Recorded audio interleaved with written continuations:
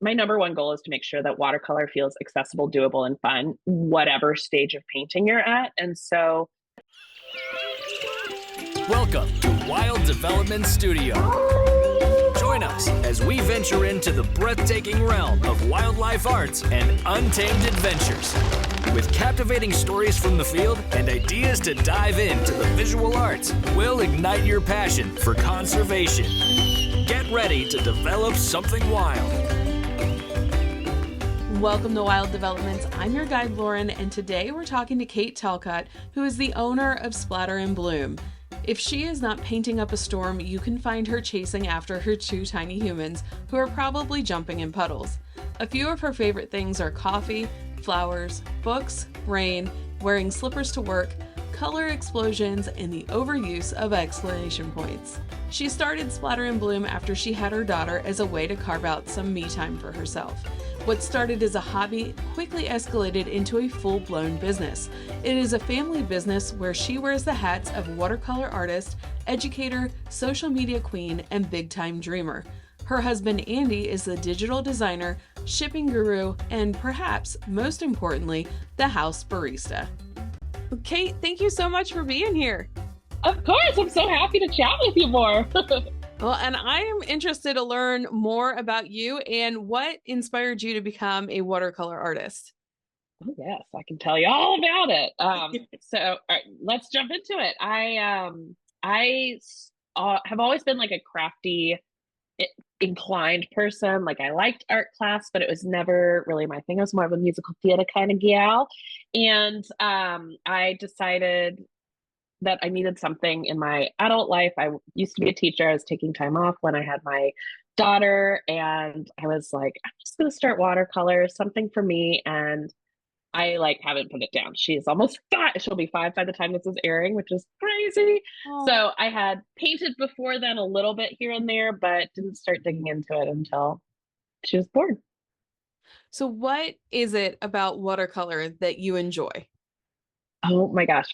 What isn't about like what don't I enjoy? I love it all. Like I think my biggest thing about watercolor is every time I'm painting, I feel like I learned something new. Like literally that is not a hyperbole. Like every single time I sit down to paint, I learned something new. And as a little ADHD girly over here, it's very hard to find something that like captivates my heart for more than like 8 months to, a year. And this is stuck. And I think it's because there's this discovery every time. It always feels like I'm learning and growing, but it never feels like it's insurmountable. It's like it just keeps building on itself in a beautiful way. I agree. I'm an ADHD girly too. So watercolor, I fall asleep thinking about it. And I feel like every time I paint, it's like a new experience almost every single time. Do you ever feel like, oh my gosh, I'm not going to be able to do it? How am I going to pull this off? I think there are, so I feel this is actually a really good question. I think I could answer this in a couple of different ways. I always trust that I can paint something, right? Mhm. Like I used to do commissions and I knew that I could complete the commission. But one thing I struggled with even now is like, I have an idea of how I want it to be in my head. Like I've been working really hard on developing my own personal style rather than, okay, here's the photo. I'm going to imitate the photo and try to get it as lifelike as possible, which is very valuable and helpful and like taught me a lot about realism and all this stuff. But I really also want to explore the watercolory parts of watercolor. And um, I think seeing and knowing what that style is in my head and then conveying it onto paper sometimes feels kind of big and scary, but it's not going to happen unless I practice it. So, you just got to slap some paint on the page and get started, I guess. That's a good first step. I like that. Yeah. So a lot of your subjects that you paint seem like they're primarily nature inspired. Do you do that on purpose, or is that just something that you naturally gravitate towards? That's a good question. So I have done some house portraits and some like human portraits here and there, but the things I really love to paint are nature because, well, honestly, it's a little bit more forgiving in the sense that, like, if you paint somebody's dog looking wrong, it's like, oh shoot. But if you paint a leaf looking wrong, nobody's gonna know. Exactly. um, and I just love so watercolor, the way it builds on top of each other, and you know this, like the layering is my favorite thing. We love a glaze here. And a glaze is when you have one layer of dry watercolor and then you add a second layer on top. So you're getting to experience both of those colors at the same time. So a prime example of this would be like with a leaf. I always start with a yellow layer before I add on like a green. And that's because that's how it is. You can see both of those colors exist, and seeing the light through these natural subjects is really, I don't know, it just gets me all excited. Oh There's my goodness. definitely, What is your favorite watercolor like technique? oh gosh, I love a good wet on wet. I think it's just so fun to watch the colors like bloom and splatter and bloom. You got the And just kind of letting go of that control and letting the paint do its thing. So I think that's a lot of fun. I've been experimenting with some other techniques like doing masking fluid over paint. You have to find the right paper. And that was a tip I learned from you. Thank you. You're welcome. And the right paper or the right masking fluid too, that it won't pull up that first layer of paint. Yeah. So I've been experimenting with that. So that's kind of, I love, it's just, that's the thing about watercolor. There's always, like you said, something new to learn and a lesson to be had. So yeah. And that's what I love about your social media is you're always so positive, but you're also real too. And you promote that anybody can paint. What would be some helpful first tips for somebody wanting to dip their toes in the watercolor, so to speak? Well, it's so true. I mean, watercolor is one of the first painting types that we learn as a kid, right? You've got your Crayola set, and the reason why watercolor is one of the first things is it's so easy to clean up. Like you literally just need the paints, brushes, the paper, the water at the end. Like you don't need to worry about like washing it up with soap. It's not going to get sticky and harden. Like it will always be ready for you whenever you are. So I find it's very forgiving for people who are just getting into a new art form.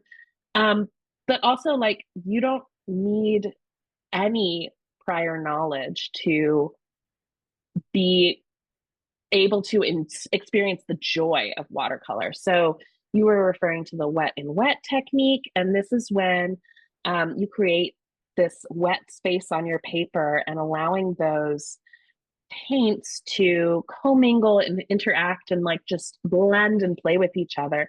And let me tell you the secret, the paint's going to do the hard work for you. Like letting the paint go and explore and wander where it will, like that's kind of the beauty of it, is that you don't really have full control over it, right? And I know my type A's are like so I'll get to you type A's, but for folks who are wanting to try something new, it's a really great entry point because you don't need a whole kit and caboodle of supplies. Like you can really get into it with very minimal supplies. And I make watercolor kits. I don't know if I can plug my little thing here, but so finding new hobbies can be really scary, especially if you've been told you're not creative, which whoever told you that, smack them.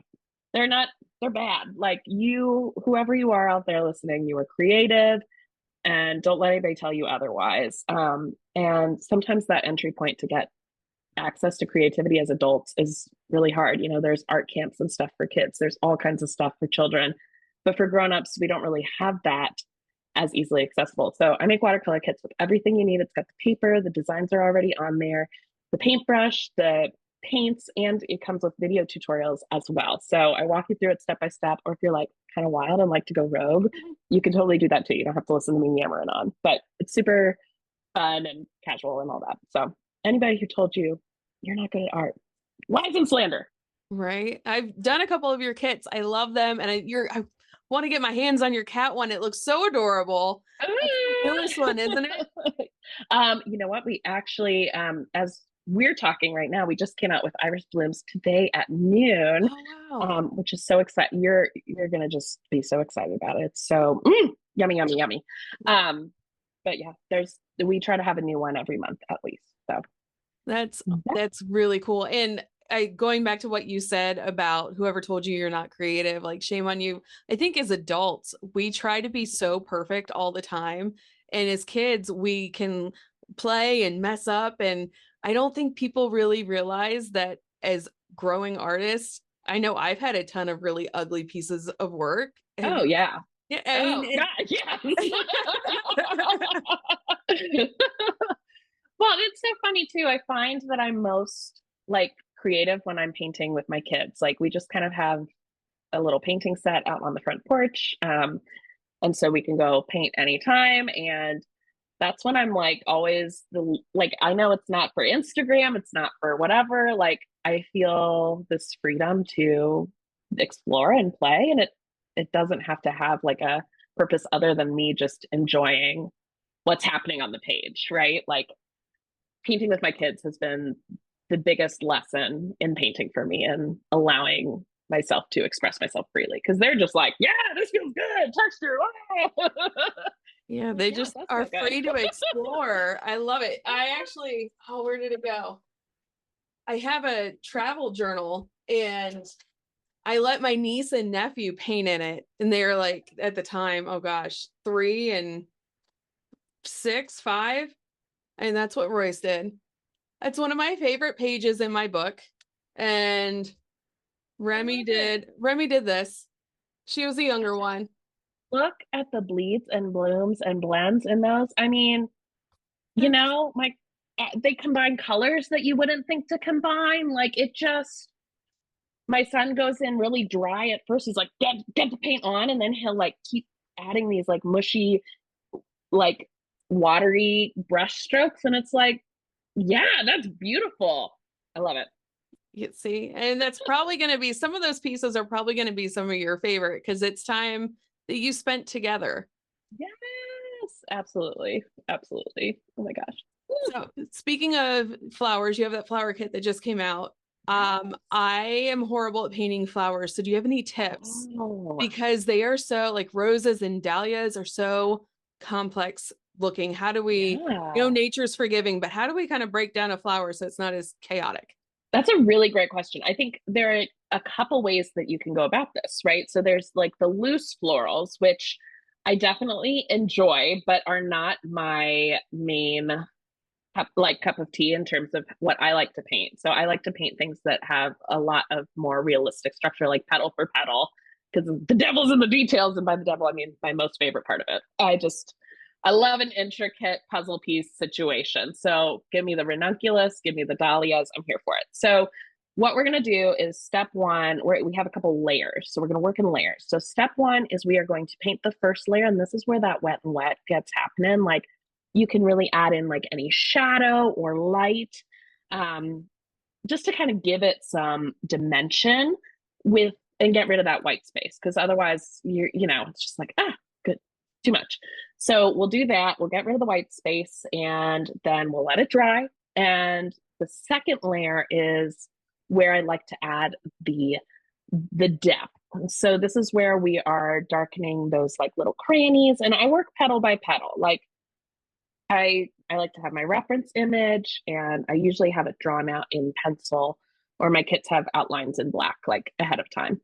And so I'll do that like petal by petal. And I like to kind of keep the same colors so that I'm keeping, so that I know like when I come back to it, I'm not, oh, that's a different yellow than I was expecting, kind of the benefits of working with just a couple colors. And so once that's done, then I'll get into shadow and detail and like the drier brush pieces. So the second layer is all about like that shading and blending those soft shadows. And then the third layer is a lot more of those like harsher lines, like the little veins in the petals or the like the real crispy shadows, like the ones that aren't like so soft and smooth, the ones where it's like, oh, there's the petal and it's in the sun. I'm using a lot of hand gestures, so for people listening, I'm very sorry. Or maybe people watching, I don't know. We're on YouTube too, so that's perfect. So listening to you describe how to paint a flower, and you were talking about different techniques earlier too, and like you stop and you explain what that is that the teacher in you coming out, or was that like a natural shift? Because my first watercolor class that I taught, the person's holding the paintbrush after they dipped into the paint, they put it on the page, and we're moving on to another color, and she's like, do I wash this off in between? And I'm like, oh my God, how did I forget to like tell them that step? Because I'm not, I mean, I teach some things, but I was not in the professional setting like you are. So did that just come naturally to you? So I used to teach middle schoolers, and I love middle schoolers. They're some of the weirdest, funniest, most awesome kids in the world.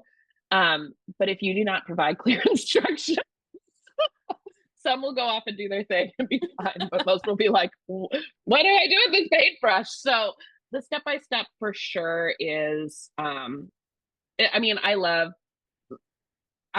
painting, but I really love sharing the joy of painting with others. Like, that's my true calling. That's what makes me feel happy and bring happy tears to my eyes. So, my number one goal is to make sure that watercolor feels accessible, doable, and fun, whatever stage of painting you're at. And so, yeah, I love to kind of break it down into those building blocks of how we bring it up. Like, if you were to look at a final flower that I painted, you'd be like, what the heck? That's a lot of steps. What is even going on? But like in our painting kits and the tutorials, I will try to break it down as clearly as possible. And like, this is how we're going to blend this out. And we'll do little mini exercises so we get to practice. So I really like to show it in a way that allows you to build on your skills instead of being like, wait, how did you do that? That's so frustrating. Yeah. So you have you have a knack for teaching. So, and it definitely shows through.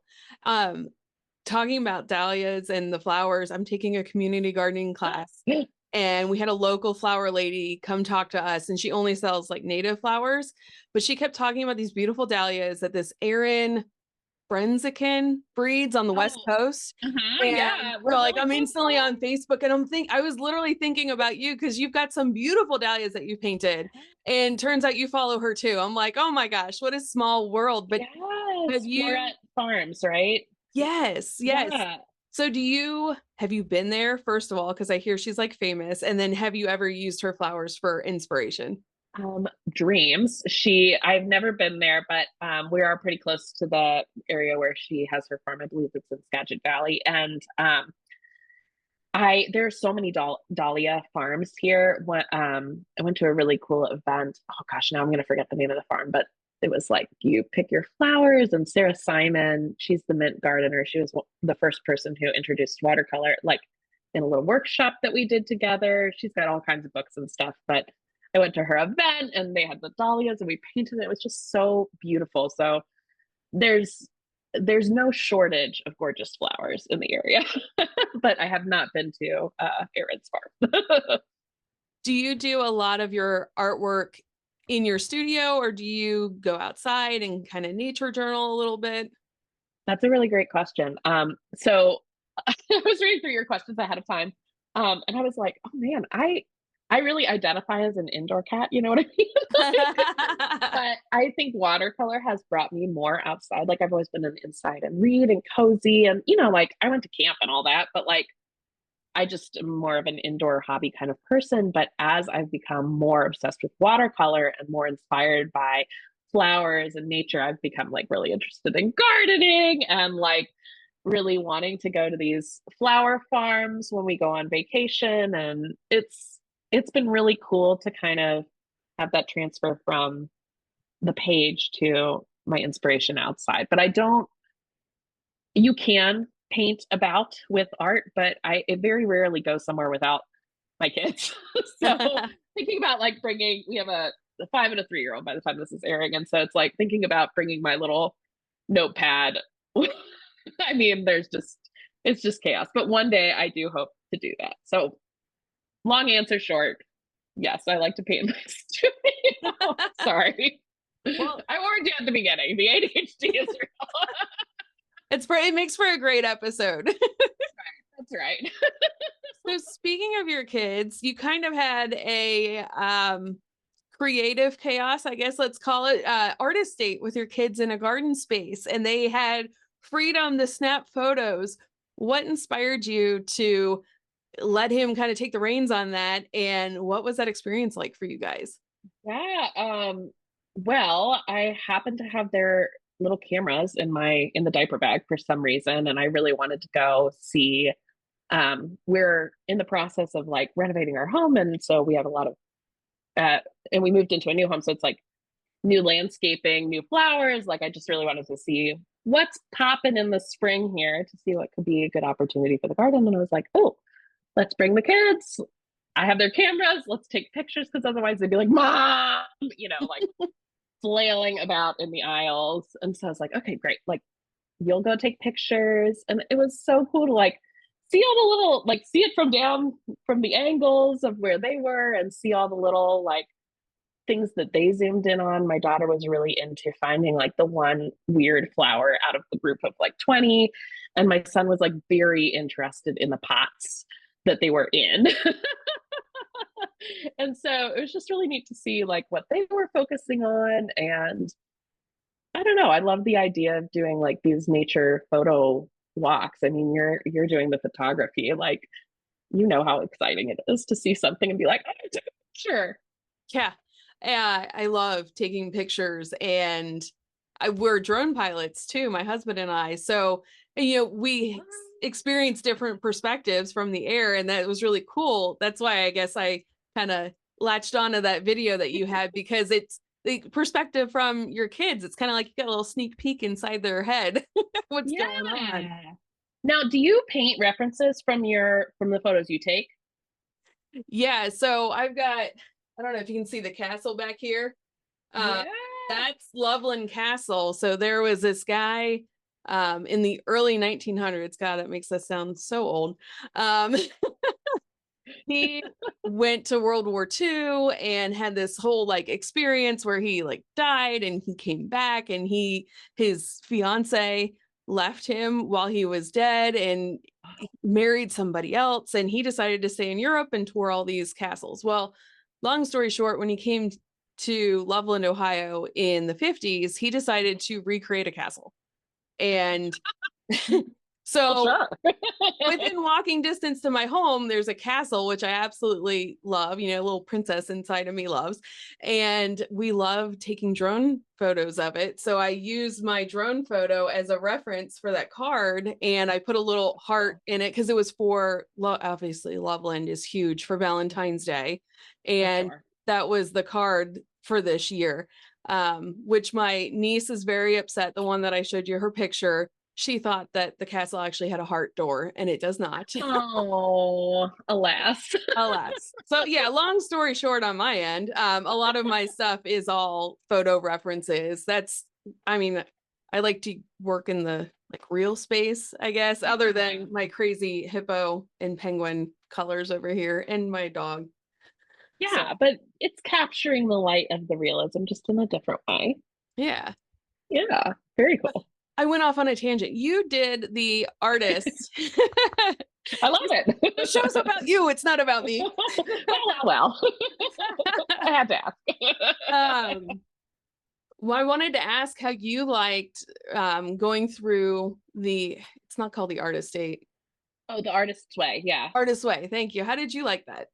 Yeah. Well, still an active process. I swear it's like I don't know, like a 12-week, 8-week program or something. I am just going at my own pace. They talk about there are a lot of like kind of rigid rules. Like you have to do your morning pages every day. You have to go on an artist date every week. You go through it at this stage. I've just been going really slowly on it because that's where I am in life. Like again, 2 little children, business, moving home. Like it's just been chaos, but I still need that care and nurture in my heart. So, to back up, this is basically like this woman, Julie Cameron, wrote a book and she suggests all these practices to help you develop and uncover your inner younger artist. And I found it's been really helpful, very helpful to kind of sort through some of those limiting beliefs and start having a framework to frame my artistic practice with. Whereas before it was just kind of like whenever the kids were napping. And guess what? We're like out of naps now. So what am I gonna do? I mean, we have childcare now and it's a whole thing, but like it still can feel really hard to find time for just creating when I'm making all these resources for other people, which I love to do. And I'm not going to grow as an artist if I don't make time to create for myself. So I think what's been really interesting is finding ways that I can adapt this program to work for myself. Like it's very spiritually based, which is totally fine if that's your jam. It's not my jam. So I've been kind of I just in the margins, I kind of like make my annotations of how I would adapt it in my mind to work for my beliefs. And another thing that I've changed is she's like, you got to write it by hand. Like you got to do your morning pages, your journal pages, 3 pages by hand. And I'm like, this brainio is going way too fast for my hand, and my hand's going to start cramping up by page 2. Like I have too much to say. So I've been typing it for 30 minutes instead, because I found that was kind of like how long it took me to do 3 pages. And that was like a breakthrough point with my artists' pages, because then I can go back and highlight and look at things and notice themes and include a link if there's something applicable. Like it's just been really, really cool to kind of make it work for me. Oh, I'm glad I asked you that because I did the Artist Way, I think it was 2021, and I filled up an entire journal in just that short 12 weeks or whatever it is, because again, ADHD and my brain is going so fast and I'm like, my words get huge and it was a hot mess. So I had been thinking about putting it in the computer because I can type so much faster, or even like the voice to text might work. Oh yeah. So because I did find that was super helpful to take that time and get all your thoughts out and blah, on the page. Yeah. Really sets you up for the day. And I got to agree with, doing the podcast and trying to get stuff on social media. It is so hard to try and find time to actually sit down and paint.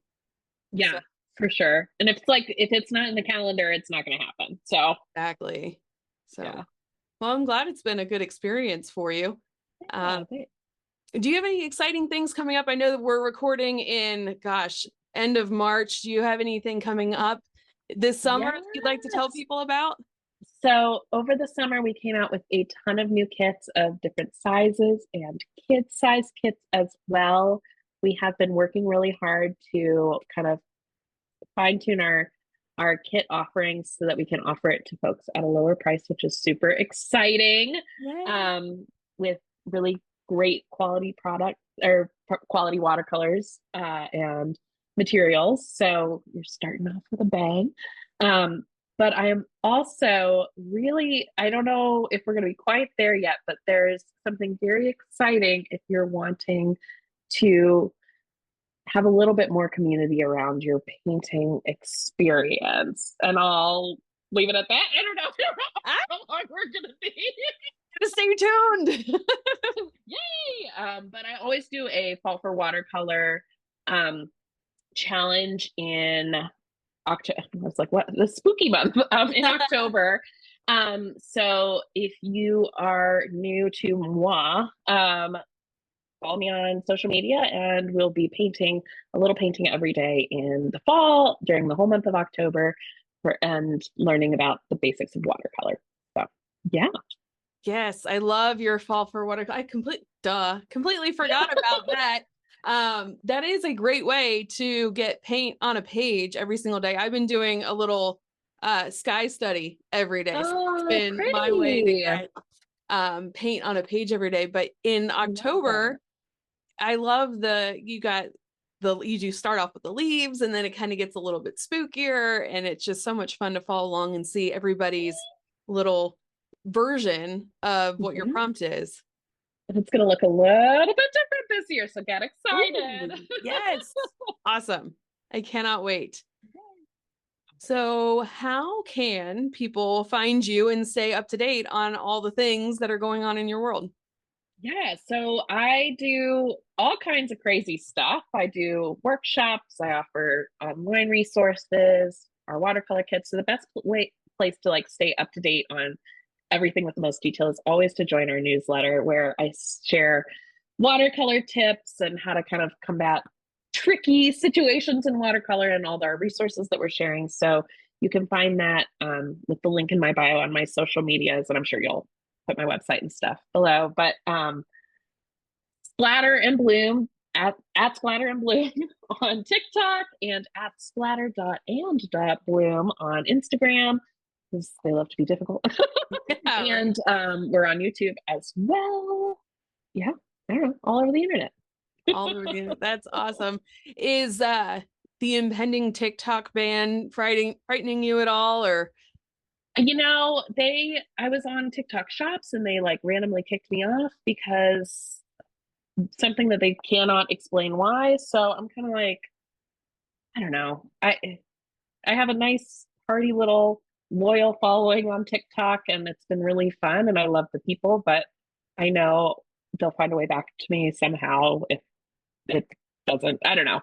A platform's a platform. The most important thing to me is that people are painting. So Yeah. whether I'm sharing about it wherever, I'll find a place to shout it from the rooftops.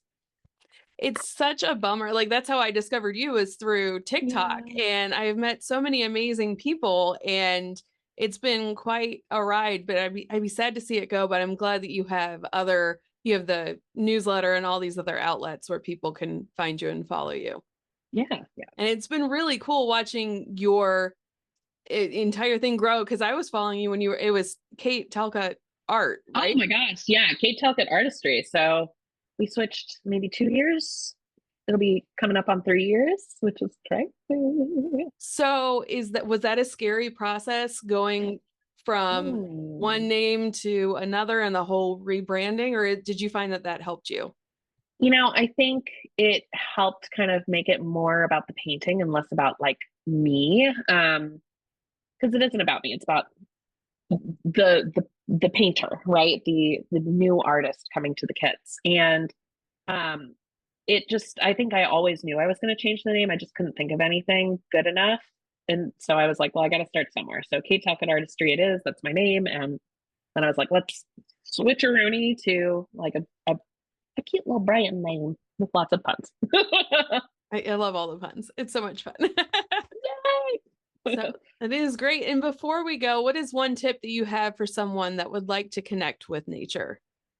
Even an indoor cat. Even for my indoor cats, I think it is, for me, the most fun part about connecting my art with nature is it has helped me look at things a different way. So whatever style of art it is that you might want to do, is think about how you could convey that sunset or that bubble or that, I don't know, polywog or whatever, I don't know, like into watercolor or your medium of choice. I think it's a really beautiful and interesting way to look at your surroundings with fresh eyes. I always think, like, anytime I see something that inspires me, I'm like, ooh, that would be fun to paint.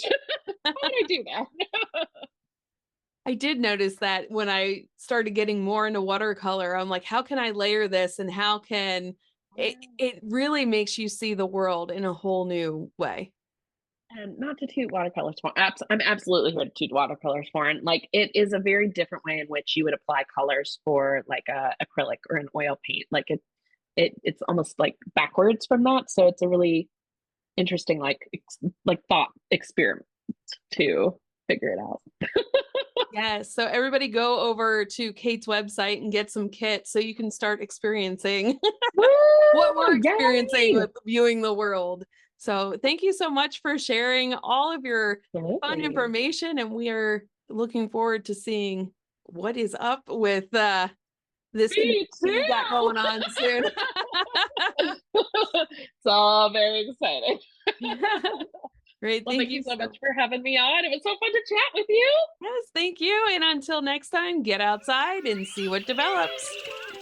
Thanks for joining Wild Development Studio.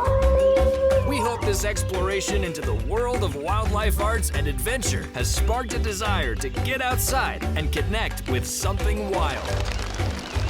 If you have an adventure that's awe-inspiring, don't hesitate to share. Click the link in the description to submit your story to have it featured on our show or be a guest. Until next time, keep connecting to the wild and see what develops.